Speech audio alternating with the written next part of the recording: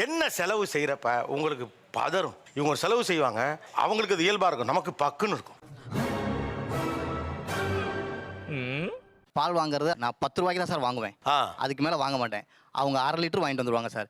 இவ்வளவு பெரிய கோடீஸ்வரர் வீட்டுல பிறந்து இதுக்கெல்லாம் போய் அழுகலாமா? சிந்தாம ஒத்துமாய் இருக்கிறது 4 பேரு. 10 ரூபாய்க்கு பால் வாங்கினா போதும் தானே. 4 பேருக்கு எப்படிங்க 10 ரூபாய்க்கு பால் வாங்கினா அவ்வளவுதான் சார் வாங்குவேன் நானு.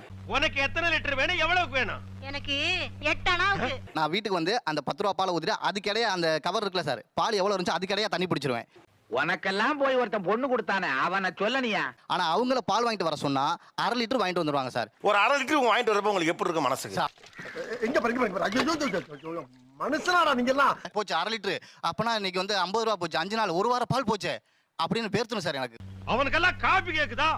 அந்த வாயை போட்டு மண்ணில் வச்சு தேய்ச்சு விடு. 50 ரூபானா 5 நாள் வாங்க வேண்டிய பால் போச்சு.